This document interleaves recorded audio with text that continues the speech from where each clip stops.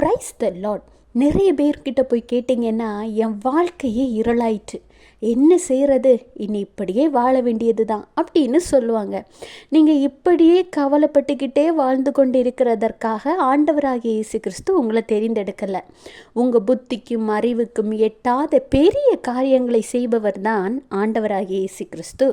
இது எப்படி முடியும், எப்படி நடக்கும் என நீங்கள் ஆச்சரியப்பட்டு பார்க்கக்கூடிய காரியங்களை கூட அவரால் செய்ய முடியும்.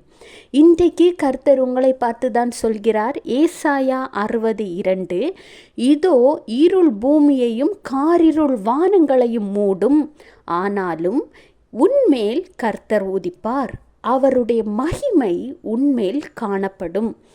இருள் போன்ற சூழ்நிலைகள் உங்களை மூடிக்கொள்ளும் பொழுது, காரிருள் போன்ற சூழ்நிலைகள் உங்களை சூழ்ந்து கொள்ளும் பொழுது, அதிலிருந்து எப்படி உங்களால் வெளியில் வர முடியும்?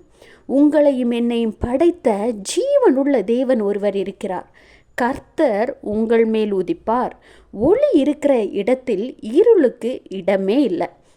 சூரியனை விட பிரகாசமான தேவன் உங்கள் மீது உதிக்கும் பொழுது இருளுக்கு இடமில்லை. அவருடைய மகிமை உங்கள் மேல் காணப்படும். ஒருவர் மேலே ஆண்டவருடைய மகிமை வந்தால் எப்படி இருக்கும்னு உங்களுக்கு தெரியுமா? தெரியலைன்னா இனிமே நீங்கள் தெரிஞ்சுக்குவீங்க. எப்படின்னு தெரியுமா? அவருடைய மகிமை உங்கள் மேல் காணப்பட போகிறது.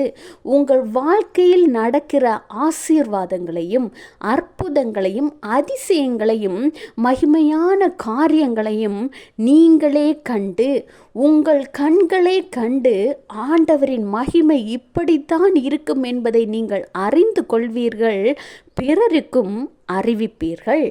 கர்த்தர் வாக்கு தந்தால் அவர் வாக்கு மாறாதவர். விசுவாசிங்க. Have a blessed day. Jesus bless you.